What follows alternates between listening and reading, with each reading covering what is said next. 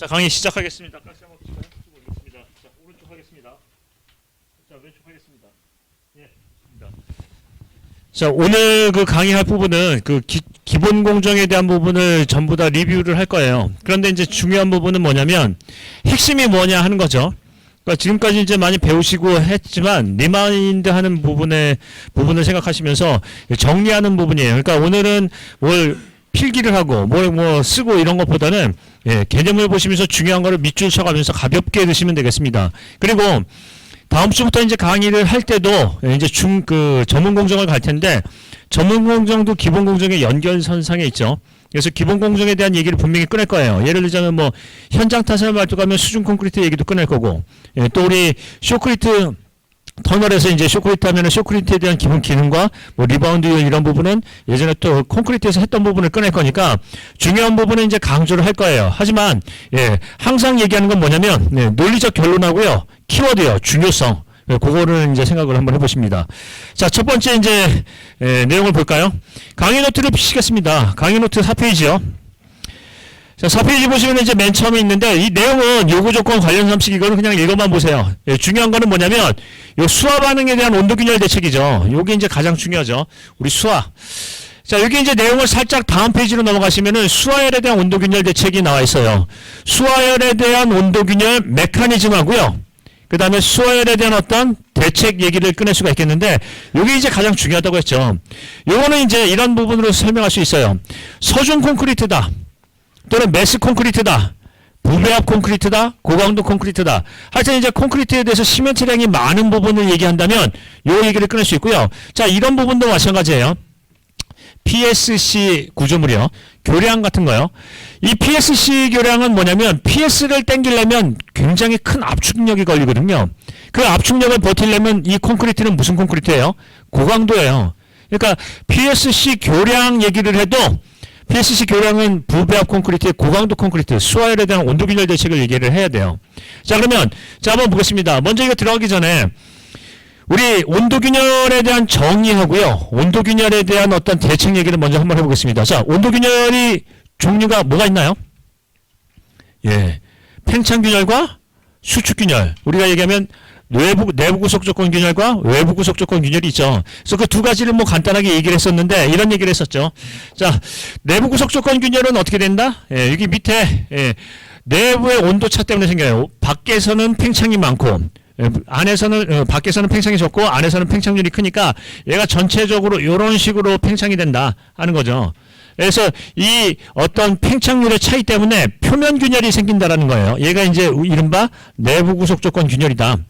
그러면 외부 구속 조건 균열은 어떻게 되죠? 얘가 이제 요 단면이 있다면 요게 이런 식으로 감소가 되죠. 근데 밑은 구속이 되어 있으니까 얘가 당겨지면은 순간적으로 밑에서 마찰력이 생기죠. 그래서 균열이 이쪽에서 인장인력이 생기면서 균열이 타고 올라가는데 아까 여기 균열이 낮단 말이에요. 그러니까 어떻게 된다? 연결해서 관통 균열이 생겨요. 그래서 외부 구속 조건 균열 하는데 각각에 대해서 얘는 표면 균열이라면 얘는 관통 균열이고요. 얘는 비구조적 균열이라면 얘는 구조적 균열이고요. 얘 균열 폭이 작다라고 한다면 0.3mm 이하라고 한다면 얘는 0.3mm 이상이 될 거예요. 자, 이렇게 얘기를 할 수 있겠죠. 그래서 기본적으로 온도 균열 대책 얘기하면은 내부 구속 조건 균열과 외부 구속 조건 균열에 대한 대책이 실은 틀릴 수가 있어요. 그 두 개를 얘기하고요. 자, 그 다음에 온도균열에 대한 부분에서는 요거는 머릿속에 정리를 하셔야 된다고 했습니다. 자, 온도균열 대책 세 가지가 뭐가 있죠? 제일 적극적이고도 근본적인 대책은 온도를 저감하는 대책이에요. 그 다음에 뭐가 있어요? 온도 응력을 저하하는 대책하고요. 온도 응력을 저항하는 대책이 있다. 이렇게 얘기하죠. 그래서 이거를 이른바 뭐라고 표현한다고 했죠? 가장 근본적인 대책이라고 했어요. 근데 이 근본적이고도 가장 기본적인 대책이 온도 저하인데 온도를 저하시키면은 이 도미노가 안 생기죠. 연쇄 반응이 안 생기기 때문에 얘를 먼저 제거해버리면은 아예 균열이 안 일어나는 거예요. 그래서 대부분 이 방법을 쓰는데 얘는 어떤 문제가 있다? 양생지연이라는 문제가 있죠. 양생지연에 따라서 거푸집 타령 시기가 늦어진다라는 거예요. 그래서 이 양생에 대한 부분에서 어떤 부분을 강조한다? 촉진 양생 방법하고요. 어떤 얘기를 꺼낼 수 있어요? 예를 들자면 마이크로웨이브를 이용한 촉진 양생 기술 또는요. 발열 거푸집을 이용한 촉진 양생 기술 또는 발열 패드를 이용한 촉진 양생 기술 이런 것들을 강조할 수 있다고 했죠. 그래서 각각에 대한 어떤 대책을 2개씩 정도는 머릿속에 생각을 하시고요. 거기에 대한 중점 관리 대책을 뺀다라는 거예요. 자, 일단 온도를 정함하는 게 뭐가 있나요? 예를 들자면 재료상의 어떤 온도를 저감하는 방법이 있을 거예요. 시멘트의 온도를 저감한다. 아니면 보관 골재의 온도를 저감한다. 냉수를 뿌린다거나 한다는 거예요. 배합수 자체를 냉수를 넣거나 얼음물을 타는 경우도 있어요. 자, 그 다음에요. 시공적인 부분에서 온도를 저감하는 방법이 있어요. 쿨링 메소드 이런 부분을 얘기할 수 있어요. 근데 다 이런 계열은 뭐예요? 양생 지연 때문에 어떤 공정에 문제가 있을 수 있다는 얘기예요. 가장 근본적인 대책이다. 그래서 이런 얘기를 해요. 시험 문제 온도균열 대책 얘기하면은 현장에서는 가장 근본적인 대책을 많이 써요. 수화열을 낮추는 방법을 쓰는데 그게 어떤 부작용이 있다? 예, 공기지연에 따른 부작용 문제와 또 촉진양생 기술에 대한 부분을 여러 가지를 사례가 있다고 했죠. 그래서 촉진양생 기술을 강조할 수밖에 없다. 이게 제일 많다는 거죠. 그래서 핵심은 뭐죠? 촉진양생이에요. 시험 문제도 촉진양생 기술에 대한 부분을 만약에 문제를 낸다고 한다면 여러 가지 사례를 제시할 수 있겠죠. 예, 우리가 얘기하는 마이크로웨이브를 이용하는 방법, 발열 거푸집, 발열 패드를 이용하는 방법, 뭐 여러 가지 방법이 있다라는 거를 얘기를 할 수 있겠습니다. 핵심은 그렇고요. 자, 온동력을 저항하는 거는 뭐죠? 얘는 분할 타설하는 거예요. 그러니까 이음을 두는 거죠. 신축 이음이나 수축 이음을 두거나 우리가 얘기하는 블록 분할 타설 얘기를 하는 거고요. 그 다음에 온도 응력을 저항하는 건 뭐가 있나요? 제일 확실한 거는 철근이요. 가외 철근을 두는 방법, 온도 철근을 두는 방법이에요.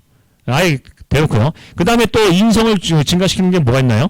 섬유 보강이나 이런 것들이 있죠. 섬유 시트, 섬유 보강 방법 이런 방법이 있을 수 있다. 자, 그래서 이제 핵심은 뭐죠? 촉진 양생. 하고 나와야 돼요. 물론 이런 부분 한번 생각해 보겠습니다. 촉진 양생만 답은 아니에요. 촉진 양생만 답은 아니고요. 다른 기술도 많이 얘기할 수 있어요. 그리고 이제 이런 얘기를 많이 하네요.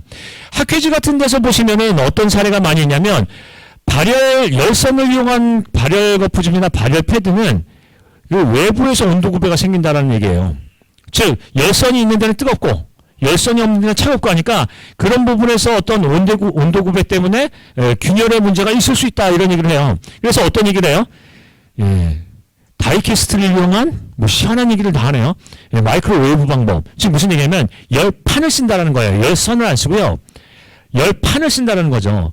판 자체를 가열을 전부 다 전체적으로 시키면 온도가 어떤 표면 온도에 어떤 온도 구배가 없다라는 얘기를 하고 있어요. 이런 부분도 있다. 그래서 그런 사례 같은 것들도 쓸 수 있고요. 그런 것들을 예를 들어서 일반 거푸집 말고 슬리폼이나 연속 거푸집에 그런 기술을 적용한다고 한다면 공사비가 굉장히 줄어들 수도 있을 거예요. 이해되시나요? 그렇게 할 수 있다. 그래서 이런 부분에 대한 거는 가급적이면 논리적인 결론을 내세요. 근본적인 대책은 이거지만 온도를 저감하지만 온도 저감에서는 어떤 문제가 있다? 지연 양생에 대한 문제점. 그래서 촉진 양생 기술. 또 촉진 양생 기술에서는 요즘에는 어떤 부분이에요? 열선보다는 전체적으로 가열할 수 있는 판, 즉 판 자체의 온도를 높일 수 있는 기술을 많이 얘기들을 하고 있다라는 얘기를 결론부에 쓰시는 것도 하나의 방법이에요. 그래서 어디다 쓴다는 거예요? 일반적인 거푸집보다는 이게 계속해서 우리 생략화할 수 있는 그 기술, 즉 연속으로 쓸 수 있는 기술에 쓰면은 더 효율적이다라는 얘기를 하고 있죠. 그런 얘기다. 자, 그 정도고요. 그 다음에 두 번째, 우리 수축 때문에 균열이 많이 생겨요. 자, 콘크리트는 수축이 위험한가요? 압축이 위험한가요? 자, 이렇게 한번 볼까요? 팽창이 위험한가요? 수축이 위험한가요? 자, 여기 벽체가 있어요. 벽체가 있는데 여기 슬래브가 있어요. 슬래브가 있다. 그럼 슬래브가 있으면 어떻게 되냐면 얘가 이제 수축을 해요. 수축을 하면 내부에 어떻게 생긴다? 인장 응력이 작용해요. 근데 만약에 반대로 콘크리트가 팽창을 한다면 어떻게 돼요? 압축 응력이 적용할 거예요. 그러니까 콘크리트에서는 팽창보다 위험한 게 뭐예요? 수축이다. 인장이 취약하니까. 그래서 수축균열을 많이 얘기해요. 근데 수축균열에서는 이제 팽창보다는 수축이 더 위험한 걸 알겠고 균열에서는 수축균열이 많아요. 물론 물리적 요인에 의한 균열, 뭐 화학적 요인에 의한 균열 하는 거는 요인 때문에 생기는 거고 요인 때문에 분류를 하는 거고 얘는 뭐예요? 팽창에 대한 부분이 압축이냐 인장이냐는 어떤 변형량에 대한 부분으로 균열을 구분하는 거죠. 그래서 이런 부분이 있다. 그래서 수축균열이 중요하다는 거예요. 근데 여기서 이제 중요한 부분은 뭐냐면, 뭐가 중요하다? 건조 수축균열하고요. 자기 수축균열이에요. 근데 전통적으로 건조 수축균열이 중요해요. 자, 한번 보겠습니다. 건조 수축균열은 어떻게 생기나요?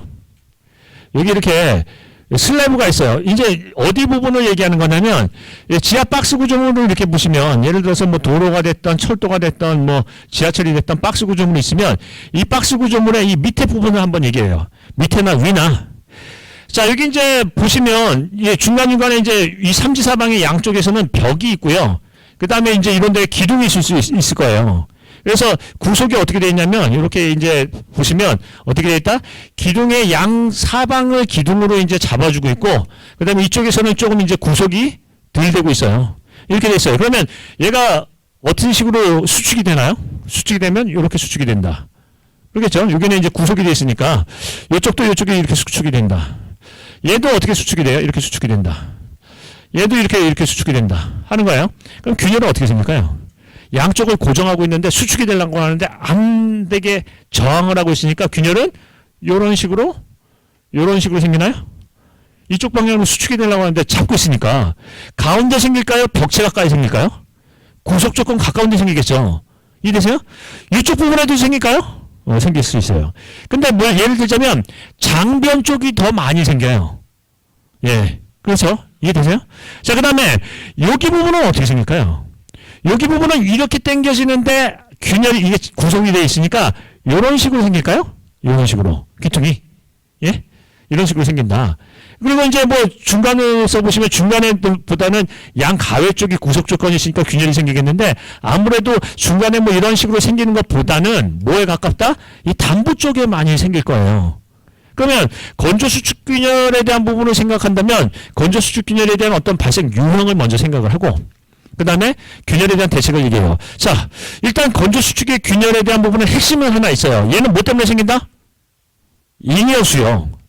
잉여수. 우리가 얘기하면 물결합제비가 얼마일 때 수화 반응에 대한 어떤 최적 그 물결합제비라고 보나요? 25% 내외 정도 되면 강도 내는데 전혀 문제가 없대요. 근데 실제로는 이것보다 25%보다 많이 배합을 하거든요. 최소한 50% 정도는 해요. 그러면 나머지 25%는 잉여수인데 이 잉여수가 나중에 콘크리트 내부에 있다가 말라가면서 생기는 균열을 뭐라고 한다? 예, 건조수축균열이라고 해요. 그러면 시험 문제 건조수축균열 하면 뭐라고 얘기해야 돼요? 잉여수. 이런 키워드가 나와야 되고요. 그 다음에 얘는 어디서 생기냐면 그 구속 조건 있는 데서 생기는 거예요. 구속이 안 됐으면 건조수축균열이 안 생기죠. 예를 들어서 이런 얘기예요. 여기 이제 벽체가 이렇게 있는데 양쪽이 구속되어 있다. 이런 부정전 구조면 얘가 당겨지면서 여기 연한 부분에서 균열이 쫙 생기는 거예요. 근데 이렇게 캔틸레버 구조다. 한쪽이 구속이 안 돼 있다라고 하면 얘가 수축이 된들 균열은 안 생겨요. 그러니까 이 건조수축균열의 키워드는 뭐예요? 부정전 구조에서 생겨요. 부정전 구조, 구속 조건. 그래서 시험 문제에 어떤 건조 수축균열이라는 얘기가 문제가 나왔다. 또는 균열에 대한 부분이 문제가 나왔다면 건조 수축을 강조를 할 건데 어떤 얘기를 꺼내야 돼요?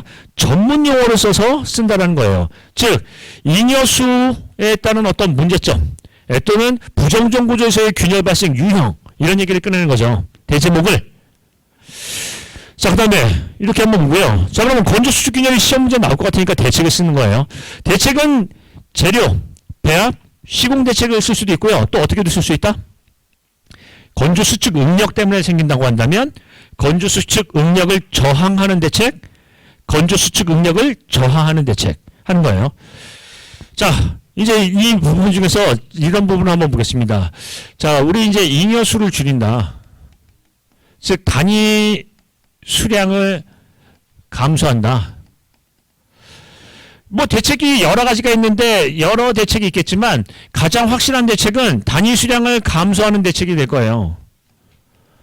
그리고 뭐 철근을 더 넣는다든가 건조 수축에 대한 저항 철근을 넣는다든가 섬유 보강을 하는 방법은 뭐가 있다? 건조 수축 응력을 저하하는 방법과 저항하는 방법으로 뭐 나눌 수도 있어요. 예, 이거 뭐 철근, 얘는 이음, 얘는 철근 그런 계열이에요.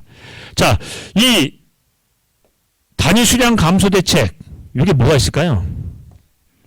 제가 지금 얘기하고 싶은 건 뭐예요? 정확한 대책이요. 자, 단위 수량을 어떻게 하면 줄여요? 자, 한번 보겠습니다. 여기 이 내용을 한번 써볼게요. 이렇게 써가지고요. 예, 골재의 입도를 양호하게 할까요? 불량하게 할까요? 골재의 입도를 양호하게 하면 공급률이 줄어들어요. 공급률이 줄어들면 단위 수량이 적어지나요? 공급률이 적으면, 아니 골재의 입도가 불량하면은 공급률이 클 거고, 골재 입도가 양호하면 작은 거 큰 거 이렇게 적정히 섞여 있다는 얘기인데 공급률이 작을 거예요. 그러면 골재 입도가 불량한 게 나요? 양호한 게 나요? 양호한 게 공급률이 적겠죠. 그럼 어떻게 한다? 골재 입도를 양호하게 함으로써 공급률을 줄이고, 공급률을 줄이기 때문에 함수율을 낮출 수 있다. 이렇게 쓸 수 있나요? 그러니까 대책은 뭐예요? 입도를 양호하게 한다. 맞나요? 그 다음 두 번째. 잔골재량을 많이 쓰는 게 좋을까요? 잔골재량을 적게 쓰는 게 좋을까요? 이게 무슨 얘기냐면 하나를 알더라도 정확하게 알자라는 거예요. 잔골재량을 많이 쓰는 게 나을까요? 적게 쓰는 게 나을까요? 잔골재량을 많이 쓰잖아요. 그러면 비표면적이 커져요. 비표면적이 커진다는 건 뭘 얘기하는 거냐면 물에 닿는 면적이 커진다는 걸 의미하거든요. 그러면은 단위 수량이 높아질 수밖에 없어요. 배합 자체가. 그러니까 잔골재량을 가급적 어떻게 한다? 줄이는 게 나아요. 이해되시죠? 잔골재량이 많을수록 비표면적이 커진다. 비표면적 증가에 따라 단위 수량이 증가한다. 수량이 증가. 그러므로 따라서 어떻게 한다? 잔골재량을 줄이는 방법으로 하는 게 좋아요. 맞나요? 그 다음에 세 번째. 골재 흡수율이 큰 게 좋아요? 낮은 게 좋아요? 골재 유효흡수율이나 흡수율이 작은 골재를 쓰는 게 좋아요. 큰 골재를 쓰면 물이 흘러나와서 잉여수가 많아지잖아요. 그러니까 흡수율이 작은 골재를 쓰는 게 유리해요. 맞나요? 근데 흡수율이 큰 골재를 쓴다면 어떻게 해요? 물을 채워서 쓰는 거예요. 즉 물을 프리웨팅을 해서 함수를 많이 시킨 다음에 하는 방법도 하나 있을 수 있어요. 근데 이 부분은 뭐냐면 다른 부분에서 감수질을 쓰거나 이런 부분에서 나중에 얘기하겠지만 내부 양생 기술이라고 얘기를 하죠. 그런 특수한 방법도 있긴 있지만 보편타당한 얘기는 뭐예요? 골재의 흡수율이 크면 잉여수가 증가하는 문제가 있기 때문에 흡수율이 작은 골재를 쓰는 게 보편타당하다 하는 거죠. 그럼 한번 보겠습니다. 이거 답안을 쓸 때 정확하게 쓴다라는 얘기를 하는데 이렇게 쓰는 게 맞나요? 단위 수량을 감소한다. 단위 수량을 감소하는 이것도 더 있어요. 예를 들자면 뭐가 있어요? 단위 수량 감소 감수제를 사용하는 거예요. 감수제를 사용하면 워커빌리티를 증가시키면서도 단위 수량을 줄일 수 있으므로 감수제를 사용하는 게 단위 수량을 감소하는 방법이에요. 자, 그럼 한번 보겠습니다. 단위 수량을 줄이는 방법만 해도 그 기술이 많네요. 많다. 여기다가 이렇게 쓰면 되나요? 단위 수량 관리 철저, 잔골재율 관리 철저, 이게 답이에요? 답이 맞나요? 아니죠. 제대로 하는 게 하나도 없다는 얘기예요. 왜 잔골재량을 많게 해야 하는지 적게 해야 하는지 그 이유도 몰라요. 자, 예를 들면은 잔골재량이 많게 하느냐, 고공골재 체질수를 크게 하는 게 유리하느냐, 거기에 대한 부분에 개념이 없다라는 거죠. 그래서 답안은 어떻게 써야 돼요? 구체적으로 써야 돼요. 그러니까 단위 수량을 줄이는 기술만 해도 이렇게 많다라는 거예요. 이해되시죠? 그래서 이런 부분을 보실 때는 보통 이제 여러분께서 보낸 모범 답안이라는 거는 어떻게 되어 있죠? 이렇게 되어 있네요. 단위 수량 관리 철저, 잔골재율 관리 철저. 잔골재율을 작게 해야 되는지 크게 해야 되는지도 없고 단위 수량을 어떻게 해야 된다는지 구체적인 기술도 없어요. 그냥 이렇게 쓴다. 이거 답안 맞나요? 그래서 하나라도 정확하게 아실 필요가 있어요. 기술사라면. 근데 만약에 시험 문제 이렇게 쓰면은 굉장히 괴롭죠. 이거 쓸 거가 너무 많구나 라고 해서 괴로울 수도 있어요. 그런데 시험 문제 예를 들어서 건조 수축 균열에 대한 대책 이렇게 나오면 대책을 생생히 이렇게 써야 될 거예요. 근데 만약에 건조 수축 균열 하면 뭐예요? 대책을 그렇게 상세히 쓰지 않아도 될 수도 있어요. 그러니까 어떤 강약을 조절할 수 있다는 거예요. 중요한 것은 이 이유는 알아야 돼요. 잔골재율을 많게 하는 게 유리한지 적게 하는 게 유리한지, 흡수율이 큰 골재를 사용하는 게 유리한지 작은 게 유리한지 하는 거고요. 영양인자는 흡수율이에요. 근데 흡수율을 관리는 어떻게 한다? 작은 골재가 유리하다예요. 이해되시죠? 그거 잘 보십니다. 그래서 여기서는 건조 수축 균열 얘기를 제대로 쓸 수 있어야 돼요. 왜 그래요? 제일 많이 생기거든요. 왜냐하면 워커빌리티를 높이려고 물을 가수를 많이 하기 때문에 현장에서는 가장 큰 문제는 뭐예요?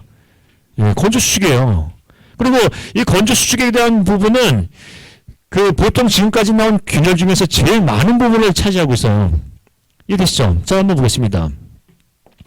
여기 이제 천정부 터널로 가시면 터널에서 제일 많이 균열이 일어나는 게 천정부 종균열이라고 얘기를 해요. 이게 라이닝이 이렇게 버튼부가 있고 여기 위에 있다. 여기 이제 천정부에서 종균열이 쭉 생겼어요. 이거 이제 우리가 얘기하는 뭐 천정부 종균열이 1등이고 천정부 종균열이 가장 많이 생기고 예, 그 다음에 이제 옆에 측벽부에서 생길 수 있는 이게 측벽부의 수직균열도 많아요. 예, 측벽부의 수직균열. 이거는 균열의 원인인가요? 균열의 형상인가요? 균열의 형상이에요. 어떻게 생겼다. 위에 있다. 아래 있다. 수직이다. 수평이다. 이게 형상이지 균열의 원인은 아니에요. 그럼 자, 이 균열의 원인은 뭐죠? 얘는 균열의 형상이고요. 위치나 형상을 얘기하는 거고요. 균열의 원인 볼게요. 자, 천정부 종균열이 제일 많대요. 어떤 원인이 제일 많을까요? 첫 번째는 이 천정부가 이렇게 타설을 하면 이게 공극이 생기거든요. 얘가 재료 분리가 생기면서 얘가 위에 블리딩이 생기면서 이게 공극이 생기는 거예요. 그러면 이게 면적이 작아지잖아요. 즉 우리가 얘기하면은 그 단면적이 작아져요. 그러면 하중이 작용하면 응력이 여기 집중해요. 그러니까 하중에 따른 응력 집중. 즉 우리가 얘기하면 여기 보통 이완하중이라는 게 이렇게 작용하잖아요. 작용을 하잖아요. 그러면 응력이 어디 집중해요? 단면적이 작은 데 집중하잖아요. 그러니까 여기 종균열은 뭐 때문에 생길까요? 이한 하중에 응력 집중이 생겨요. 천정부 응력 집중. 이것 때문에 생기나요? 두 번째. 얘가 수축을 하면 어떤 방향으로 수축하냐면 길이 방향으로도 수축하지만 건조 수축이 이렇게 내려앉아요. 수축이 된다고요. 그러면 이 수축 응력이 작용하면 어디 꼭대기에 딱 걸리냐면 이 천정부의 단면적이 작아서 요쪽에 걸려요. 이거는 외부 하중이지만 건조 수축은 내부 하중이에요. 건조 수축에 따른 어떤 응력 집중 이것도 균열 원인이 되나요? 돼요. 복합적인 원인으로 작용한다 이거죠. 칼처럼 하나만 있고 두 개만 있고 이런 게 아니라 여러 가지가 같이 작용한다는 거예요. 그래서 이런 부분을 볼 때는 이게 과연 하중이 크게 작용해서 하는 고지압부의 문제인지 아니면 배압 자체가 삐리리해서 단위 수량이 커져서 생긴 문제인지 이런 것들을 정확하게 간파를 해야 돼요. 이해되시죠? 그런데 문제는 뭐냐면 이런 게 복합적으로 일어난다는 거죠. 그래서 이 건조 수축, 이 천정부 종균열도 건조 수축형 경우가 상당히 많다라는 거예요. 그 다음에 이 측벽부 종균열은 부정정 구조인데다가 얘가 수축이나 팽창을 수축을 한다고 한다면 여기에 구속 조건이 생기면서 균열이 생기니까 얘는 대부분이 뭐가 많아요? 건조 수축일 경우가 상당히 많아요. 물론 뭐 온도 균열일 수도 있고 이런 부분도 있을 수 있겠지만 수화열에 대한 온도가 어떤 소산이 되고 거푸집 타령 이후에 나중에 균열이 생긴다고 볼 때는 뭐가 어떤 가능성이 크다? 건조 수축 균열일 가능성이 크죠. 이해되시죠? 근데 또 어떤 균열일 가능성도 있어요. 거푸집 타령 시기 전후로 균열이 발생됐다면요. 수화열에 대한 온도 균열 중에서 내부 구속 조건, 외부 구속 조건 균열이요. 내부요, 외부요? 외부 구속 조건 균열이겠죠. 관통 균열. 이해되시죠? 그래서 이런 부분을 얘기를 합니다. 건조 수축이라는 거는 상당히 중요한 문제예요. 콘크리트에서는 가장 기본이에요. 왜 그러냐면 콘크리트의 제1의 요구 성능이 워커빌리티예요. 워커빌리티가 확보가 돼야 작업을 하든지 말든지 할 거 아니에요. 그래서 보통의 현장에서 시공할 때는 콘크리트의 무슨 성능을 제일 우선순위로 본다? 워커빌리티예요. 그럼 워커빌리티를 우선순위로 보면 어떤 사달이 일어나냐면 단위 수량이 높은 배합으로 할 수밖에 없다라는 거예요. 그러면 단위 수량이 높은 배합으로 하면 나중에 어떤 문제를 유발할 수 있다? 건조 수축 균열의 문제가 상당히 커질 수 있다는 거예요. 따라서 뭘 강조할 수밖에 없다? 건조 수축 균열이 굉장히 중요하다 그 얘기예요. 이해되시죠? 그래서 여기 이제 여러분께 이제 여러 얘기를 했었습니다. 건조 수축 균열에 대한 대책이 뭐냐라고 한다면 잉여 수량을 줄이기 위해서 단위 수량을 감소한다. 여기까지가 아니고요. 단위 수량을 감소하기 위한 구체적인 방법이 뭐냐? 잔골재량을 줄인다. 공공률을 적게 하기 위해서 입도를 양호하게 한다. 흡수율이 작은 골재를 사용한다. 감수제를 사용한다. 이런 구체적인 기법 제시가 돼야 되지. 거기다가 단위 수량 관리 철저 이러면요. 그럼 안 된다는 얘기죠. 그건 답이 아니라는 얘기예요. 이해되시죠?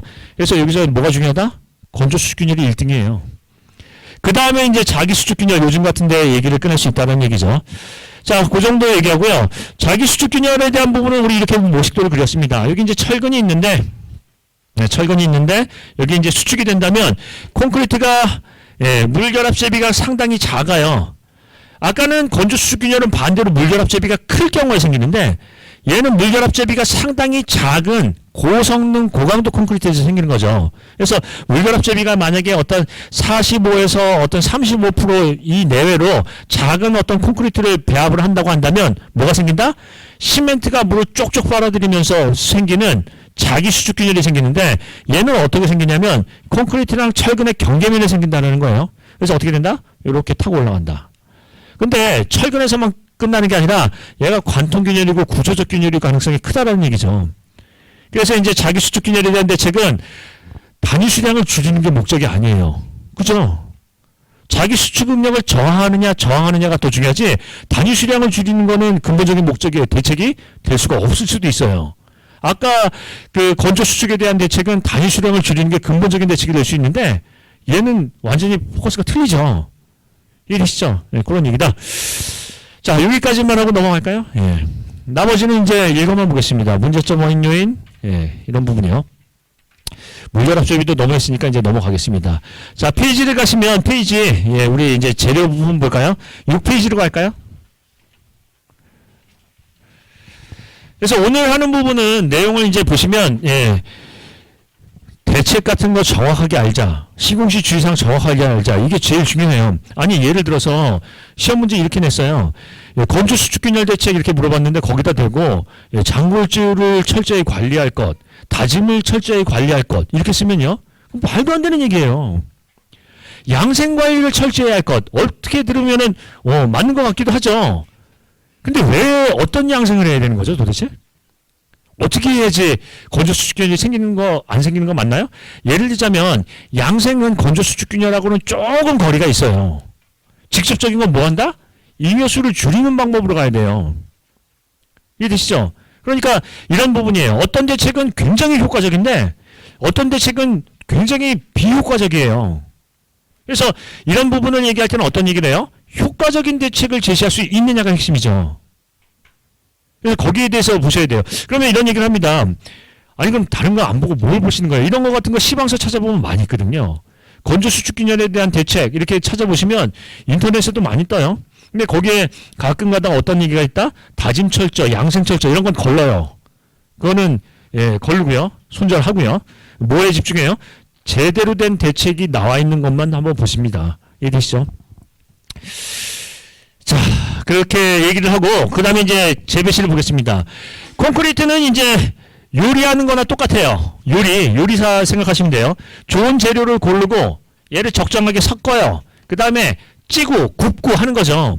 그러니까 빵 같은 거 만든다고 생각하면 재료를 고른 다음에 적정하게 계란하고 밀가루랑 섞어가지고 찌고 굽고 하는 거예요. 그래서 콘크리트의 어떤 대책, 균열이나 열화 대책은 어떻게 한다? 재료, 배합, 시공 대책. 재료를 좋은 재료를 선발하고 적정하게 섞어서 찌고 굽고 양생하는 거죠. 그래서 그런 부분을 얘기하는 건데 보통 이제 시공 관리하면은 재료 배합까지 포함하는 경우도 있고요. 재료 배합을 설계 단계로 보는 사람도 있고요. 그렇게 이제 얘기할 수 있다. 그래서 보통 이제 설계 관리하면은 재료 배합, 배합 설계 이런 얘기를 꺼내고 시공 관리하면 개비운 타다 양이와 철거 이렇게 이제 하죠. 자, 근데 시공에서 이제 중요한 게 뭐냐 하는 거죠. 뭐 양생, 운반 이런 거는 별도로 쓰셔야 돼요. 자, 그러면 이제 한번 보겠습니다. 여기 재료에서 이제 중요한 건 뭐냐면 가장 기본적인 게 시멘트예요. 근데 시멘트가 어떤 문제가 있다고 했죠? 뭐 하여튼 안 좋은 건 다 있어요. 보통 그 보관 단계에서는 풍화를 입죠. 그 다음에 제조 단계, 그 시공 단계에서는 수화열에 대한 온도 균열이 있죠. 공용 중 단계에서는 또 뭐가 있어요? AAR 이런 문제를 유발해요. 그러니까 이 시멘트라는 게 강도를 내는데 또 불구하고 단점도 상당히 많다는 거예요. 시멘트를 사용하는데 문제점. 그래서 우리는 보통 이제 어떤 얘기를 해요? 이 시멘트에 대한 부분에서 시멘트의 대체제 얘기를 많이 해요. 그래서 어떤 얘기를 한다? 저탄소 시멘트, 저탄소 콘크리트, 지오폴리머 콘크리트 이런 얘기를 많이 하죠. 그런 부분을 합니다. 자, 여기 이제 간단하게 이제 먼저 들어가기 전에 시멘트에 대한 종류보다는 만약에 시험 문제 이렇게 나왔어요. 시멘트의 종류하면은 뭘 물어보는 걸까요? 이 어감의 차이를 한번 보겠습니다. 그냥 시멘트 이렇게 시험 문제를 내는 게 아니라 시멘트의 종류하면은 일반적인 종류보다는 특수 종류를 얘기하는 거예요. 이해되시죠? 특수한 종류. 요즘에는 이제 지오폴리머 콘크리트나 이런 부분에서 대체제를 많이 사용하는 부분이 있는데 여기에 특수한 종류를 많이 하는 거죠. 즉 이른바 일반적인 보증 조정에 이것만 쓰는 게 아니라 특수 종류를 쓰라는 것들을 생각할 수가 있어요. 그 다음에 시멘트에서는 문제점에서 뭘 얘기한다? 우리 이제 뭐 화자 돌림 세 가지 얘기하는데 뭐가 있다? 풍화, 수화, 중성화. 얘네들에 대한 차이점은 간단하게 이제 생각을 해볼 수 있어요. 풍화는 뭐예요? 경미한 수화하고 중성화예요. 시멘트를 뜯지도 않았는데 얘가 수화 반응이 일어나고 중성화가 일어났다. 이건 뭘 얘기하는 거죠? 이 시멘트를 만약에 습기가 있는 데나 CO2에 노출된 데서 보관을 잘못했어요. 그럼 뭐예요? 수화가 났으니까 강도가 안 나요. 얘를 뜯어서 비비면 강도가 많이 발현이 안 돼요. 또요, 얘가 시멘트 자체가 중성화가 돼 있기 때문에 어떤 중성화에 대한 연매부식에 취약할 수도 있다 얘기예요. 빨리 열화가 된다는 얘기죠. 그러니까 풍화에서는 뭘 강조해요? 보관. 시멘트의 보관 방법 얘기를 꺼내는 게 굉장히 중요해요. 그 다음에 수화는 뭐 얘기해요? 수화에 대한 온도 균열 대책 얘기를 꺼내는 게 중요해요. 이해되시죠? 그 다음에 중성화는 뭐겠습니다. 중성화라는 거는 뭘 의미하는 건가요? 일단은 여기 콘크리트가 연이 있으면 CO2가 접촉이 돼요. 또는 무슨 뭐 산성비가 접촉이 되든 뭐가 되면 이 콘크리트가 어떻게 된다? 강알칼리성을 상실을 해요. 강알칼리성을 상실을 하면은 맨 처음에 탄산화 수축을 일으켜요. 수축이 된다. 그렇게 되고요. 그 다음에 어떻게 된다? 나중에 염화물의 이동이나 수밀성을 잃기 때문에 어떤 부식물질의 이동을 용이하게 하게 되기 때문에 나중에 철근의 부식을 수반할 수 있다는 거예요. 그래서 중성화에서는 어떤 부분이 있다? 철근의 부동태 피막을 파괴해요. 그래서 연매부식이 취약한 구조로 만든다는 거죠. 그러니까 가장 확실한 대책은 뭐예요? 피복이에요. 피복. 차단하는 거. 물질 차단. 이해되시죠? 네, 그런 얘기다. 자, 그 정도로 이제 내용을 보시고 여기 이제 내용은 이제 풍화 정도나 수화 정도나 이런 얘기가 뭐가 있느냐 그 개념만 이해하시고 넘어가겠습니다. 자, 그다음에 이제 쭉 넘어가서 자, 성능 개선제를 볼까요? 요거는 이제 좀 중요해요. 자, 우리 이제 보통 성능 개선제는 두 가지를 얘기하죠. 호나 자이와 호나 저이가 있는데 이 극단적으로 이렇게 나누는 이유는 뭐예요? 하나는 호나 자이는 그 첨가량이 많기 때문에 배합을 다 틀어요. 배합에 영향을 주고요. 호나 저이는 첨가량이 적은 아주 강력한 약 제제라서 어떤 부분이에요? 배합에 영향을 안 미쳐요. 근데 이제 보통 이제 시험 문제 나오는 거는 두 가지 정도의 중요성이 있어요. 첫 번째, 요 직접과 간접 반응 중에서 고로슬래그가 상당히 중요하고요. 공학적으로 중요하고요. 그 다음에 이번 시험에 중요한 건 뭐예요? 유동화제, 고성능 감수제 계열이에요. 이 둘 다 이제 중요하다. 자, 그러면 이제 먼저 고로슬래그 보겠습니다. 고로슬래그에 대한 부분은 우리 이제 이렇게 얘기하죠. 콘크리트는 수화 반응 중에 어떻게 된다? 수산화칼슘이라는 게 생성이 돼요. 즉 CaO라는 어떤 생석회 시멘트에다가 물을 넣어요. 첨가를 해서 잘 비벼요. 그러면 얘가 어떻게 된다? 수산화칼슘 CaOH2라는 수화 생성물이 생겨요. 얘가 콘크리트예요. 얘가 불용성 물질이에요.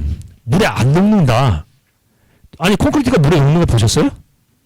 이해되시죠? 근데 우리 이제 저기 화학적 침식이라고 조금 이따 넘어가면 그게 어떻게 되는 거예요? 화학적 침식은 얘가 황산하고 붙으면요 어떻게 된다? 수용성 우리가 얘기하는 가용성 물질로 바뀌어요. 물이나 이런 데 녹는다는 얘기예요. 그렇게 돼가지고 으스겨지는 거예요. 그걸 우리가 뭐라고 해요? 화학적 침식이라고 불러요. 원래 이 수산화칼슘은 불용성 물질이에요. 이해되시죠? 그렇다. 자, 그리고 여기 이제 125칼로리 퍼 그램의 부분이 생긴다는 거예요. 그러면 얘가 이제 이 수산화칼슘의 어떤 부분이냐면 강알칼리예요. 그래서 얘가 어떻게 된다? 철근의 부동태 피막을 형성하고 철근을 보호하는 효과가 있다라는 거예요. 자, 그런데 자, 이 2차 반응 계열은 어떻게 얘기하는 거죠?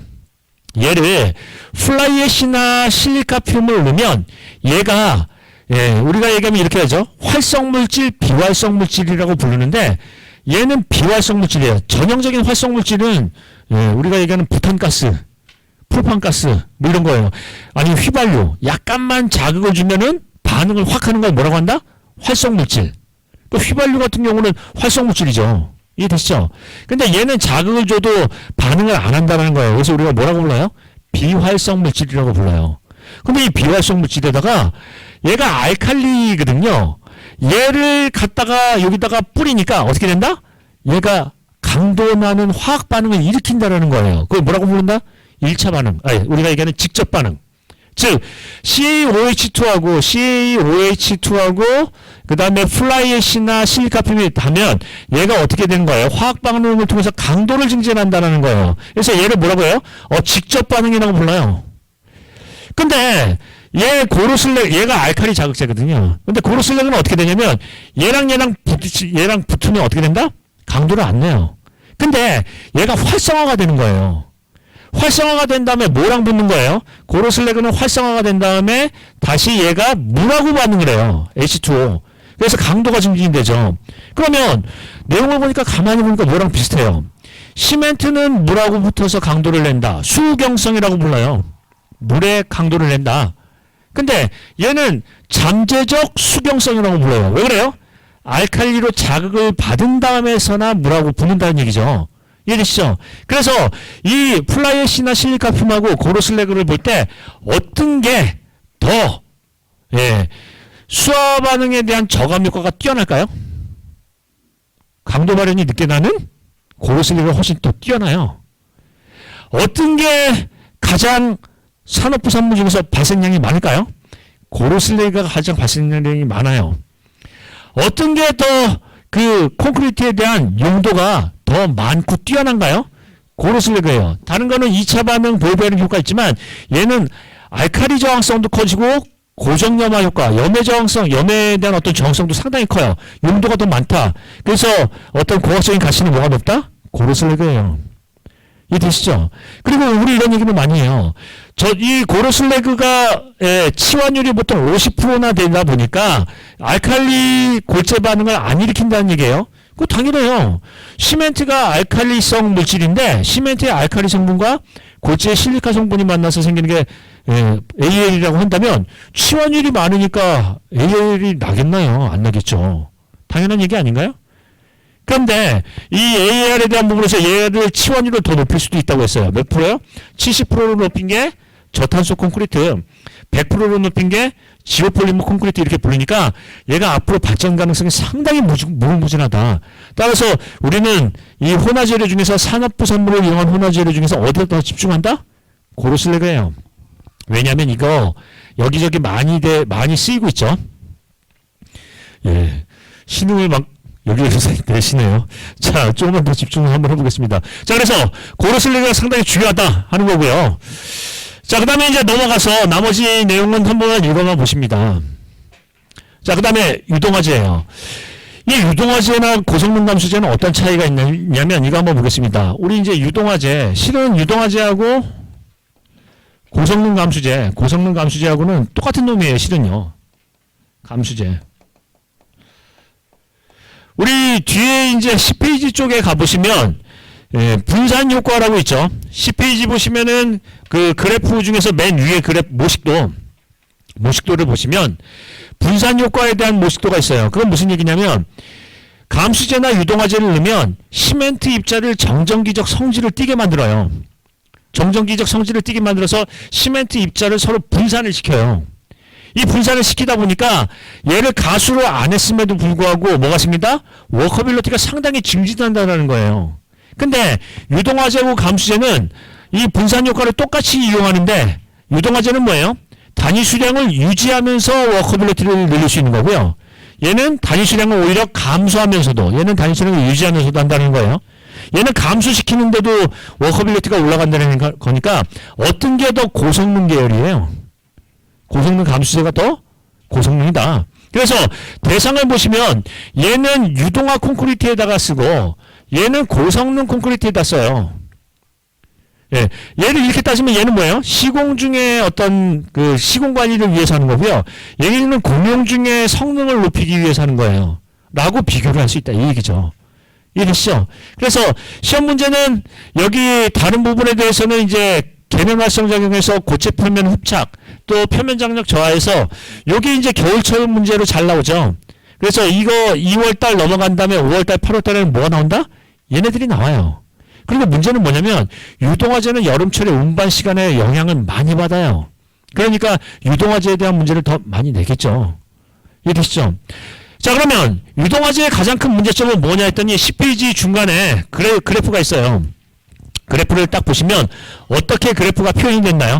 그래프는 이런 게 중요해요. 여기 이제 그림을 딱 그리면 첨가 30분, 60분, 첨가 0시간이고요. 30분 지났다, 60분 지났다 이렇게 이제 얘기를 끝낼 수 있어요. 이게 자, 그러면 이제 베이스 콘크리트에다 되면 유동화재를 넣으면은 그 슬럼프가 확 올라가요. 즉 유동성이 올라갔다가 30분 되면서 떨어지기 시작해서 60분 되면 원위치 이렇게 된다라는 거예요. 그러면 얘 운반 시간의 한계는 몇 분? 30분이에요. 즉 30분 넘어가면 분산 효과가 떨어지기 때문에 슬럼프에 큰 문제를 일으키고요. 따라서 워커빌리티가 떨어진다는 얘기예요. 그래서 현장에서는 유동화재를 쓸 때 가장 중요하게 보는 건 뭐예요? 운반 시간 관리예요. 운반 시간이 30분 넘어가면은 유동성이 확 떨어진다 하는 거니까 어떤 운반 관리에 대한 부분을 강조할 수밖에 없고요. 운반이 만약에 30분 넘어가면 어떤 방법을 쓴다? 공장 첨가, 공장 유동화 방식이 아닌 현장 첨가, 현장 유동화 방식을 쓰는 게 더 낫다라는 얘기죠.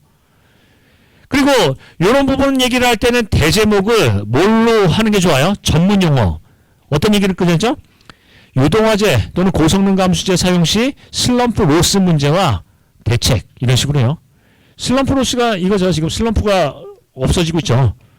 슬럼프에 손실이 생기고 있죠. 그래서 슬럼프 로스 문제와 대책 이런 얘기가 나와야 되겠죠. 전문용어로 쓴다. 자 그러면 이제 여기서 정리를 하자면 성능 개선진에서 시험 문제가 나올 게 뭐예요?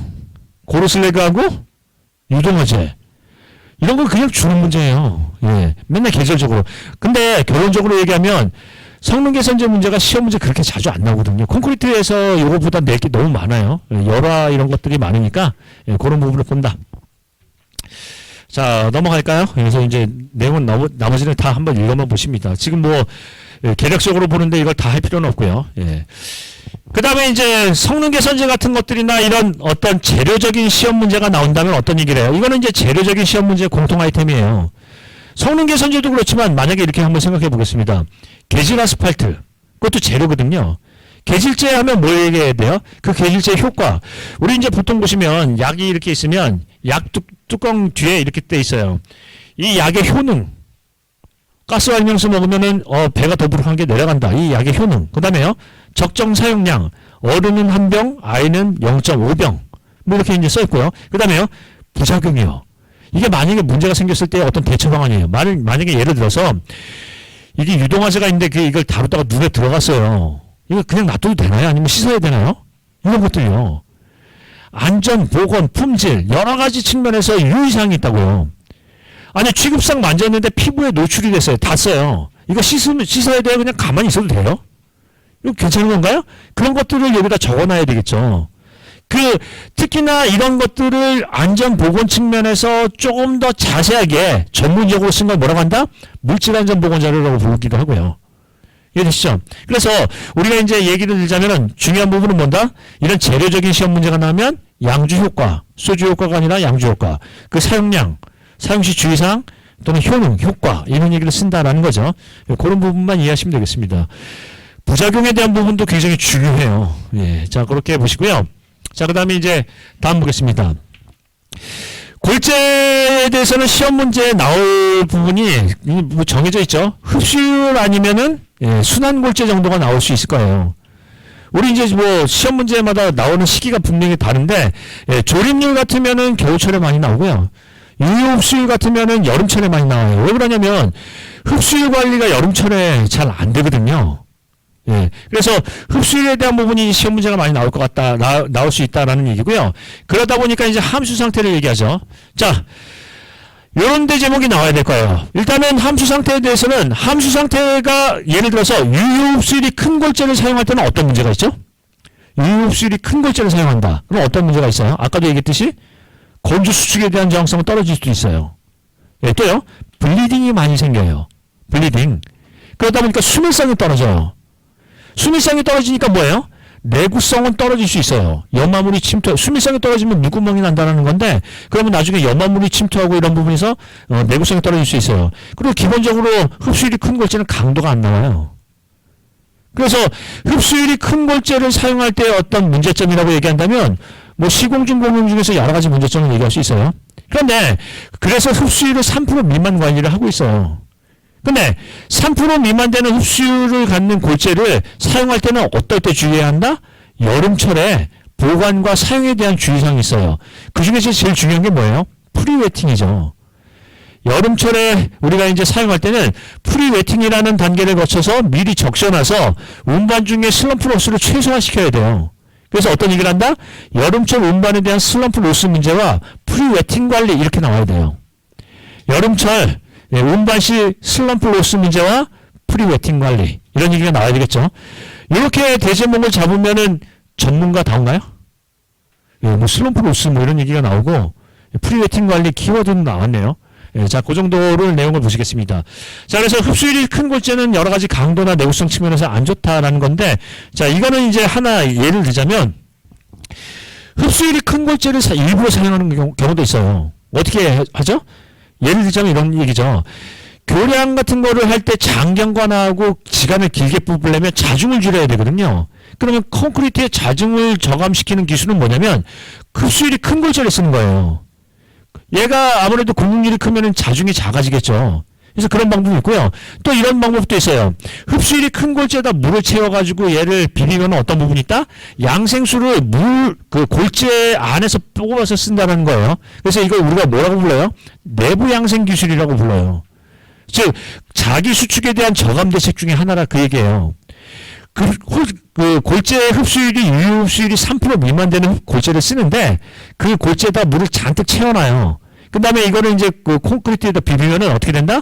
이게 자기 수축 과정에서 어떤 시멘트 중에 물을 사용하는 게 아니라 이 골재 안에 있는 내부 양생수, 내부 물을 뽑아서 이제 수화 반응을 일으킨다는 거죠. 그러면 골재에 있는 그 내부 물이 빠지면서 골재가 수축하지는 않거든요. 그래서 자기 수축 기술, 자기 수축에 대한 어떤 대응 기술로서 뭐 있다? 흡수율이 큰 골재를 이용한 내부 양생 기술이라는 부분도 있어요. 예, 그런 정도도 긍정적인 측면이 있다. 예, 거기까지만 이제 얘기를 하고 넘어가겠습니다. 그래서 이건 이제 이런 것까지 얘기를 하다 보면 여러 가지 얘기를 할 수 있는데 모든 어떤 물성치나 이런 것들이 긍정적인 부분도 있지만 부정적인 부분도 있지만 긍정적인 부분도 있다. 그런 얘기죠. 꼭 흡수율이 큰 골재가 나쁜다는 건 아니에요. 자, 그 정도 보고요. 넘어가겠습니다. 조립률은 멋지게 통과. 자, 그 다음에 이제 배합 같은 경우는 시험 문제에 거의 안 나와요. 예전에 한때는 뭐 설계 기준 강도, 배합 강도 또는 뭐 여러 가지 이제 얘기를 꺼낼 수 있겠는데 그냥 배합에 대한 부분에서는 중요한 것은 이제 배합을 하는 방법, 이윤을 물어보는 건 많이 있죠. 그러니까 예를 들면 건조 수축 대책에 대해서는 장골재율을 많이 하는 게 좋냐, 적게 하는 게 좋냐, 골고골재 최대 치수를 크게 하는 게 좋냐, 작게 하는 게 좋냐, 이런 부분을 정확하게 얘기를 할 수 있어야 돼요. 그러니까 여기는 이제 배합에 대한 부분을 대책에 대한 부분하고 연계해서 쓰시면 돼요. 자, 예를 들자면 한번 보겠습니다. 이게 펌퍼빌러티라고 했어요. 펌퍼빌러티. 그러면 펌퍼빌러티를 향상하기 위해서는 재료, 배합, 시공관리 방안이 있다라고 이제 가정을 한번 해보겠습니다. 자, 재료는 어떤 방법이 있냐면 결성골재, 결합재, 즉 시멘트, 성능 개선제, 그 다음에 골재, 채용제. 배합에 대해서는 이제 예를 들면 물결합제비, 장골재율, 굵은골재 최대치수 뭐 이런 것들이 있어요. 자, 그럼 이제 대책을 얘기한다. 한번 보는 거예요. 이 배합에 대한 것만 개념만 한번 이해를 한다 하는 거예요. 자, 일단 배합부터. 물결합제비를 펌퍼빌러티를 향상하려면 물결합제비를 높이는 게 나아요? 낮게 하는 게 나아요? 예. 아니, 묽게 하는 게 나아요? 되게 하는 게 나아요? 묽게 해야 되겠죠. 그래서 묽게 하면은 이제 할 거예요. 근데 너무 묽게 하면은 이 그 펌프 안에서 재료 분리가 생겨서 골재가 분리가 돼요. 골재가 분리가 되면 어떤 부분이 있냐면 물은 위에서 쏴 붙여지고 골재는 깔아앉기 때문에 골재가 병마찰을 일으켜서 안 나간다는 얘기죠. 그러면 물결합제비가 너무 크면 안 돼요. 즉 재료 분리가 안 될 정도의 적정한 물결합제비를 갖고 올리는 게 나아요. 이해되시죠? 그러니까 물결합제비를 작게 한다, 크게 한다 이런 얘기로 쓰는 게 아니라 어떻게 해요? 재료 분리가 발생되지 않은 한도 내에서 물결합제비를 적정 범위 내에서 약간 크게 하는 배합이 유리할 수 있다라고 써야 돼요. 근데 물결합제비를 올리면 어떤 부분에 유의해야 한다? 재료 분리에 대한 부분의 대책을 수립을 해야 돼요. 이해되시죠? 자, 그 다음에 굵은골재 최대 치수는 크게 하는 게 나아요? 작게 하는 게 나아요? 크게 하면 이 펌프의 병마찰을 유발해요. 즉 무슨 얘기냐면 예를 들어서 잔골재를 많이 쓰면은 쫙 하고 올라가는데 굵은 골재를 쓰면 굵은 골재가 서로 이 마찰을 일으키거든요. 근데 특히나 펌프에 병마찰이 생기면은 얘가 안 올라가요. 그래서 굵은 골재 최대 치수를 규준하고 있어요. 펌프 직경에 따라서 굵은 골재 최대 치수를 규정하고 있는데 만약에 굵은 골재 최대 치수가 20mm 또는 25mm 하면 펌프 직경은 얼마? 100mm 이상. 굵은 골재 최대 치수가 40mm 정도 되면 어떻게 된다? 125mm 이상 하게 되어 있어요. 그죠? 그래서 이런 부분에서 굵은 골재 최대 치수는 커질수록 펌프의 병마찰을 유발하므로 가급적 작게 한다. 펌프 직경을 크게 한다. 뭐 이렇게 쓰는 거겠죠. 이해되시죠? 그래서 여기서 이제 중요한 배합에 대한 부분은 뭐냐면 배합에 대한 기준이나 이런 것도 중요하지만 예전에는 이렇게 나왔죠. 잔골재율, 굵은 골재 최대 치수, 물결합제비 뭐 이렇게 나왔는데 요즘에는 어떻게 한다? 이 배합에 어떻게 배합을 해야 하는지 그 이유를 제대로 쓸 수 있는 걸 많이 봐요. 그러니까 펌퍼빌리티 얘기하면은 물결합제비를 작게 하는지 크게 하는지 또는 잔골재율을 크게 하는 게 나은지 작게 하는 게 나은지 굵은 골재 최대 치수를 크게 보는 게 나은지 작게 보는 게 나은지 그 이유를 설명하는 거죠. 그래서 이렇게 쓰시면 안 돼요. 펌퍼빌리티 할 때 배합 관리에서 이렇게 한다. 굵은 골재 최대 치수를 크게 또는 작게 이렇게 쓰시면 안 되죠. 그 이유를 써야 돼요. 굵은 골재 최대 치수를 크게 하면은 골재 간의 마찰력이 증가하고요. 특히 펌프의 병마찰을 크게 유발할 수 있으므로 가급적이면 허용 범위 내에서 작게 한다가 답이에요. 이해되시죠? 근데 답을 이렇게 쓰면은 어렵잖아요. 근데 이제 이런 부분을 보겠습니다. 얼렁덜렁 대충 쓸 거냐? 하나라도 정확하게 쓸 거냐? 예를 들자면 대제목을 할 때 펌퍼빌리티 대책에서 굵은 골재 최대 치수에 대하여 이 굵은 골재 최대 치수가 실은 더 중요하거든요. 그럼 이런 건 별도 대제목으로 잡는 거예요. 즉 펌퍼빌리티 향상 방안에서요. 굵은 골재 최대 치수의 기준과 그 기준 사유 이렇게 별도 대제목을 빼면요. 그게 더 제대로 하는 거죠. 대제목을 이렇게 잡는다고요. 굵은 골재 최대 치수의 기준과 그 기준 사유 이렇게 해가지고 내용을 잡으면 그거 훌륭한 답안이에요. 기준에 대한 부분에서는 펌프 직경과 굵은 골재 최대 치수의 기준을 먼저 설명을 하고요. 그 기준 사유에 대한 부분에서는 클 경우에 어떤 마찰에 대한 효과가 있는지 그걸 쓰는 거예요. 그러면은 좋은 방법이 될 수 있나요? 그리고 굵은 골재 최대 치수가 크면은 어떻게 배합하는 것도 좋아요. 단위 시멘트량을 늘리고 시멘트의 분말도를 높이면 골재의 병마찰을 줄일 수가 있어요. 고분말을 넣으면 아무래도 마찰력이 줄어들 거 아닌가요? 이해되시죠? 그런 부분으로 이제 얘기를 꺼낼 수 있으니까 이런 부분을 보겠습니다. 야, 이거를 그냥 다 쓰면은 너무 이런 얘기를 하죠. 예. 제가 이런 얘기를 했습니다. 답안을 쓸 때 시방서처럼 쓰라고 해요. 시방서는 어떻게 되어 있냐면 뭐뭐 함으로 뭐뭐 한다. 여기서는 두 가지 얘기가 있어요. 자, 뭐뭐 함으로 뭐예요? 이유. 뭐뭐 한다. 방법. 구체적인 방법이나 기법을 제시하는 그 근거를 제시해야 돼요. 아니 시방서에서 물결합제비 관리 이렇게 나오는 데가 어디 있어요? 이러이러함으로 물결합제비는 어떻게 하는 것이 유효하다 이렇게 돼 있지 그냥 관리 이렇게는 안 나와 있어요. 근데 이제 내용을 보시면 이렇게 쓰면 너무 피곤하죠. 답을 다 쓰기도 어렵고요. 그럼 어떻게 쓴다? 몇 가지는 그냥 키워드만 따서 간단하게 써요. 근데 그 중에서 중요한 건 별도로 상세하게 쓴다는 얘기죠. 즉, 이 펌퍼빌리티 하나만 얘기를 꺼내자면 시멘트 분말도나 굵은 골재 최대 치수는 상당히 중요한 영양인자예요. 그럼 걔네들은 별도 대제목으로 시멘트 분말도를 높여주는 이유, 굵은 골재 최대 치수를 작게 하는 이유 이런 것들로 별도로 빼고 품질 기준도 별도로 빼고요. 나머지는 조금 러프하게 좀 약간 얼렁덜렁하게 써도 된다라는 얘기죠. 물론 다 정확하게 쓰면 좋겠지만 시간 관리가 안 되니까. 이해되시죠? 그래서 우리는 뭐 한다?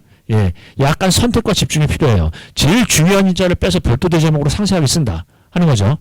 자꾸 그런 부분을 생각해 봅니다. 그래서 대책은 가장 효과적인 대책은 별도로 빼는 게 좋아요. 이해되시죠? 그 정도로 이제 배합을 본다라는 거예요. 자, 이 정도로 내용을 한번 보시고요. 자, 일단 한번 보겠습니다. 잔골재량이 많다. 굵은 골재량이 많다. 이거는 잔골재율과 굵은 골재 최대 지수하고도 관련된 부분이에요. 자, 잔골재량이 많으면 어떤 부분이 있어요? 잔골재는 콘크리트 품질에 굉장히 큰 영향을 미쳐요. 그래서 콘크리트에서 품질에 대한 부분에서는 잔골재가 많이 지배 요인이기 때문에 잔골재 품질 관리가 굉장히 중요해요. 왜냐면 굵은 골재보다 잔골재가 더 훨씬 많거든요. 이해되시죠? 근데 잔골재에 대한 부분에서는 얘기를 따지자면 어떻게 된다? 잔골재량이 너무 많으면 비피 면적이 증가하죠. 비피 면적이 증가하면은 시멘트 페이스트가 많이 들어가요. 시멘트도 많이 들어가고 물도 많이 들어가는 배합이 될 수가 있어요. 꼭 그렇게 된다는 건 아니지만 그렇게 될 수가 있다는 얘기죠. 그러면 어떻게 돼요? 건조 수축 문제, 수화열에 대한 온도 균열 문제 줄줄이 딸라 올라가는 거죠. 그래서 잔골재율을 잔골재량을 많게 하기는 하는데 어떻게 한다? 수화열이나 아니면 건조 수축이 적은 범위 내에서 하는 기준을 하고 있죠. 이해되시죠? 그래서 그런 부분에 대한 개념만 이해하시면 되겠습니다. 클 경우, 작을 경우에 문제점 정도가 이해하면 되고 관리 방안을 얘기하시면 되겠죠. 더 이상 안 하겠습니다. 이게 뭐 그렇게 크게 단독으로 중요한 건 아니니까요. 자, 그 정도 하고 넘어갈까요? 쭉 넘어가서 자, 시공을 바로 가겠습니다. 시공. 자, 우리 이제 시공은 콘크리트에서는 어떻게 얘기해요? 개비운타다, 양형화 철거, 개비운타다, 양형화 철거 이렇게 얘기하는데, 자, 여기서 이제 중요한 부분을 한번 볼게요. 자, 첫 번째 뭐가 중요해요? 운반. 운반은 콘크리트 품질에 굉장히 영향을 크게 미치거든요. 그러니까 콘크리트에 대한 운반 얘기는 레미콘 운반에서도 얘기를 하고 있는데, 운반에 대한 콘크리트의 품질 문제점은 뭐가 있다? 진동, 시간, 교반에 대한 부분이죠. 그래서 여기에 이제 운반 시간 관리가 이제 중요하고요. 그 다음에 개비운타다, 양형화 철거에서 뭐가 중요해요? 다짐. 다짐은 우리 내구성 확보를 위한 실질적인 첫 단계, 수밀한 콘크리트를 만들기 위한 첫 단계이니까 이거 굉장히 중요하고요. 그 다음에 뭐가 중요해요? 양생. 양생 관리도 콘크리트 품질 관리 상당히 중요하죠. 자, 그 다음에 이음, 마무리, 철근, 거푸집에서요. 그 다음에 이제 거푸집 빼고 철근. 철근에 대한 부식 대책 이렇게 해요. 왜 그러냐면 자, 한번 보겠습니다. 개비운타다, 양형화 철거 요 시공 관리 중에서 이음은 저번에 나왔어요. 나왔나요? 콘크리트 이음 나왔나요? 안 나왔나요? 저번에? 바로 나왔잖아요. 그 다음에 여기 보시면 거푸집 동반이는 겨울철 문제예요. 해빙기의 붕괴 사고 때문에 겨울철에 많이 나오거든요. 물론 이번에도 나올 수도 있겠지만 그 중요도는 해빙기에 따라 것보다 더 줄어들 수가 있어요. 뭐 대형 거푸집 동발이 붕괴 사고가 났다면 모를까? 시험 문제는 그렇게 중요하잖아요. 그러면 여름철이나 날이 따뜻해질 때 어떤 문제가 생기는 걸 보면 기껏해야 뭐예요? 여름철 운반? 또는요 여름철 양생? 이 정도로 할 수 있으니까 중요 문제는 뭐다? 운반과 양생이에요. 그리고 습도 하나 더 얘기하면 철근 부식 대책 정도가 되겠죠. 이해되시죠? 그래서 이게 이제 중요하다는 거예요. 자, 그러면 중요하지 않은 걸 대충 보고 중요한 것부터 보겠습니다. 자, 운반은 어떤 얘기를 해요? 여름철 레미콘 운반 시의 문제점과 대책 이런 얘기를 끊을 수가 있겠죠. 그래서 어떻게 얘기한다? 이런 얘기를 끊을 수 있는데, 자, 운반이 되면은 공기량이 줄어들고 슬럼프가 줄어든다라는 얘기예요. 그래서 어떤 얘기를 한다? 여름철에 슬럼프 로스 관리 또는 공기량에 대한 유지 대책 이런 부분에 대한 얘기가 강조가 돼야 되겠죠. 그래서 여기 이제 뭐 슬럼프 로스에 대한 부분에 모식도도 있는데 이게 뭐 1시간 기준으로 할 거냐, 90분을 기준으로 할 거냐, 아니면 120분을 기준으로 할 거냐 이런 부분을 이 그래프를 가지고 이제 얘기를 할 수가 있다. 뭐 하고 있습니다. 자, 그 정도 하고요. 넘어갈까요?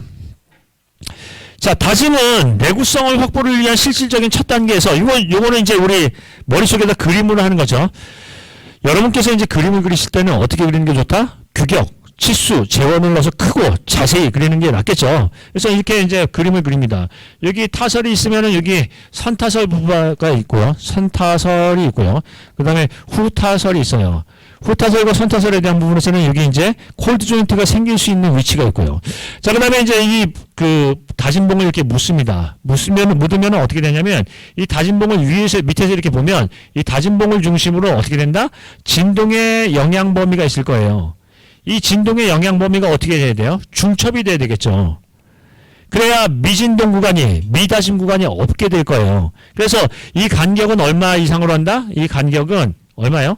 0.5m 이내로 한다. 이내로 한다 하는 거고요. 그 다음에 이 다진봉에 대한 이 깊이는요. 콜드 조인트가 생기지 않게 하기 위해서 0.1m 이상으로 한다. 이상. 예, 그렇게 하고요. 그 다음에 이제 여기에 대한 다짐 시간은요. 이게 오이처럼 생겼다고 이제 우리가 가정한다면 어떻게 외운다? 5에서 20초 한다. 뭐 이렇게 이제 얘기를 끊을 수가 있겠죠. 그래서 머릿속으로 어떻게 한다? 다짐봉의 간격, 다짐 시간, 다짐의 깊이, 뭐 이런 것들을 생각해서 쓸 수가 있겠네요. 자, 그렇게 얘기하고 다짐에 대한 부분에서는 어떤 얘기를 해요? 과다다짐 시, 과소다짐 시 문제점 얘기를 끊을 수 있어요. 기준이 있으니까 기준 초과 시 문제점 대책 얘기를 끊을 수가 있다는 얘기죠. 자, 이 정도만 하고 넘어가겠습니다. 자, 그 다음에 쭉 넘어가서 우리 양생을 보겠습니다. 양생은 이제 시험 문제에 분명히 뭐 나올 수도 있고 여러 가지 문제가 있을 수 있는데 여름철 양생에 조금 더 집중할 필요가 있겠죠. 여름철 양생. 그래서 우리가 보통 이제 여름철 양생에 대해서는 어떤 얘기를 해요? 물양생. 또요. 우리가 얘기하면 온도와 습도를 공급하느냐 보존하느냐가 있으니까 온도에 대한 부분에서 온도 저감 양생. 또요. 물 습도에 대한 부분에서 물양생과 봉합양생 정도가 있겠죠. 그래서 이런 부분을 얘기하면은 여름철 양생은 어떻게 한다? 온도와 습도로 하면 온도 측면에서의 어떤 온도 관리 양생. 그다음에 습도 관리 측면에서의 뭐요? 물양생, 봉합양생. 우리가 물을 공급하느냐 보존하느냐 이런 부분을 얘기를 끊을 수가 있겠죠. 자, 그 정도로 뭐 내용을 끊을 수 있고요. 촉진양생 하나 정도만 더 가져가시면 되겠습니다. 실은 이 문제는 8월달 문제에 가깝죠. 예. 자, 그렇게 보시고요. 자, 그 다음 보겠습니다. 거푸집 동반이 넘어가고요. 네. 이 이유는 실은 이제 만반하게 시험 문제 이런 얘기를 많이 하세요. 예전에는 이제 이런 게 많이 있었죠. 전에 시험에 25점짜리로 이음이 나왔어요. 그럼 이번에 이음이 또 25점짜리로 나올 확률은 상당히 떨어져요. 근데 더 웃기는 건 뭐냐면 그걸 알고 또 내는 경우도 있어요. 그런 부분이죠. 근데 콘크리트에서 어떤 균열을 저감시킬 수 있는 가장 확실한 방법 중에 하나가 뭐예요? 응력을 제어하는 이음 방법이 중요하니까 요거는 만약에 구조물에서 일반 구조물에서 이음이 나왔다고 한다면 우리는 뭘 간다? 콘크리트 포장 이음 정도로 하고요. 중요한 거는 요게 중요하죠. CCP 포장에서 어떤 시공 관리를 한다면 뭐 한다? 이음의 절단 시기하고 양생 관리, 이음 절단 시기하고 그 다음에 양생 관리가 중요하니까 이 두 개에 대한 부분을 같이 연계해서 이제 보시고 이음 절단 시기에 대한 부분은 모티로티로 얘기를 끊을 수 있다. 이 정도만 정리하시면 되겠습니다. 나중에 이제 관련된 문제를 강조할 수 있겠죠. 자, 그 다음에 이음 내 지수 대책 얘기도 상당히 중요해요. 자, 이 정도로 하고요. 자, 그 다음에 이제 쭉 가서 철근 보겠습니다. 철근에 대해서는 정착과 부착, 뭐 이 부분은 넘어가고요. 제일 중요한 거는 철근의 이음보다는 철근의 부식 대책이죠. 자, 여기로 한번 볼까요? 여기까지 하고 쉬었다 할 거예요. 예, 이게 이제 우리 콘크리트를 벌써 이제 한 번에 다 끝냈어요. 콘크리트가 전체 일반 콘크리트 부분이 40%거든요. 콘크리트 전체가 특수 콘크리트까지 40%고요. 그 중에 그 콘크리트 중에서 일반 콘크리트 시공까지가 40%예요. 그러니까 얘가 굉장히 많은 양인데 예, 지금 1시간 조금 남짓 끝내는 거예요. 자, 일단 그 철근의 부식 대책은 가장 근본적인 문제예요. 그래서 이거 시험 문제에 많이 나오거든요. 근데 이게 그 강제 부식 대책이 일반적인 강제 부식도 있지만 콘크리트 중에 강제, 즉 철근의 부식 대책도 될 수 있고 또 PSC, 우리가 얘기하면 어떤 PS 강선에 대한 부식 대책도 있을 수 있는데 기본적으로 모든 강구조물에서는 부식 대책이 중요하다는 거예요. 근데 이제 한번 보겠습니다. 이걸 왜 하는 거예요?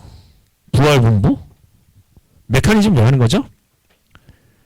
근본적 대책을 하려고 하는 거예요. 우리 이제 이런 얘기를 했었죠. 품질이나 안전으로 가도 이런 얘기를 해요. 도미노 이론 이렇게 해가지고 연쇄 반응을 해요. 즉 우리 이제 메커니즘을 얘기하는데 이게 이런 식으로 해서 얘가 쓰러지고 해서 이제 어떤 사달이 일어난다는 거예요. 문제가 난다는 건데 가장 근본적인 대책은 얘를 제거하는 거예요. 그 다음에 가장 직접적인 대책은 얘를 제거하는 거고, 이 직전에. 이게 무슨 얘기냐면, 가장 근본적인 대책은 CO2에 대한 중성화를 억제하는 게 가장 최근 대책이에요. 가장 확실한 대책이에요. 이게 근본적인 대책이에요. 이게 중성화가 안 되면 물질 침투가 어려워요. 즉 콘크리트가 강알칼리성을 갖는다는 건 뭐한다? 부동태 피막, 즉 물질의 이동을 억제하는 효과가 있기 때문에 이것만 중성화를 안 일으켜도 굉장히 효율적인 대책이 될 수 있어요. 그 다음에 부식은 누가 일으키느냐? 직접적인 인자는 물하고 이 산소예요. 물하고 산소에 대한 부분이에요. 얘네가 F2가 얘가 이온화가 된 다음에 여기다가 마이너스 OH나 이런 게 붙어서 FeOH2, 3가 되잖아요. 이게 녹이거든요. 그러니까 직접적인 인자는 이게 없어야 돼요. 수분이. 이런 부분이죠. 이해되시죠? 근데 한번 보겠습니다. 이 근본적인 대책에서 이런 부분이 있지만 또 하나의 근본적인 대책이 있어요. 얘를 이온화 안 하게 하는 거예요. 뭐요? 전기 방식. 그래서 이런 부분에 대한 대책을 얘기해 보면 그 본인의 생각을 정리해서 얘기를 할 수 있어요. 가장 중요한 부분은 이 메커니즘으로 볼 때는 CO2의 중성화를 억제하는 게 가장 1순위의 대책이 될 수 있다. 그리고 얘에 대해서 이제 가장 직접적인 대책이라는 것은 반응 대상 물질이 H2하고 O2니까 내부에 수분이 적은 어떤 배합도 대안이 될 수 있다. 이런 얘기를 하는 거죠. 근데 이 부식을 억제하지 못한다고 한다면 예를 들어서 대형 구조물이다. 또는 유지보수가 어려운 지중 구조물이다. 또는 비말대 같이 어떤 혹독한 환경이다. 라고 한다면 뭐예요? 전기적 방식이 더 유리할 수도 있다는 얘기예요. 전기적 방식은 외부 물질이나 이런 거 다 노출이 돼도 부식이 안 생긴다는 얘기죠. 왜냐하면 얘가 전기적으로 안전한 상태니까 얘가 물질 반응을 안 해요. 아무리 혹독한 물질이 옆에서 있더라도 물질 반응을 안 한다는 거죠. 따라서 전기 방식 방법은 어디서 유리한가요? 보수보강이 어려운 지중 부분 또는 어떤 보수보강이 어려운 비말대 부분 이런 부분에서 굉장히 하고요. 그 다음에 구조물이 대형화되면 그런 부분에 유리한다는 거죠. 이런 얘기예요. 강구조물의 교량이 있는데 다 전기 방식을 할 필요는 없어요. 땅에 묻히는 부분만 하자 그 얘기죠. 거기에 미주전류가 흘러서 밖으로 빠지는 접지가 되는 부분 위주로 한다 그러면 효율적인 대책이 될 수 있다. 이런 결론이에요. 그래서 이제 한번 보겠습니다. 논리적인 결론을 내세요.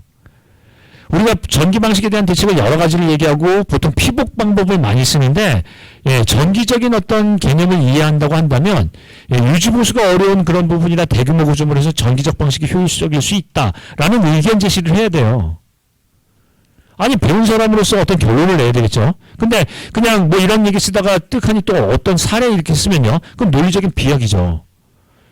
이해되시죠? 자, 일단은 요거 조금 있다가 다시 한번 얘기해 보겠습니다. 시간이 됐으니까 15분 쉬었다 하겠습니다. 15분 쉬겠습니다. 예.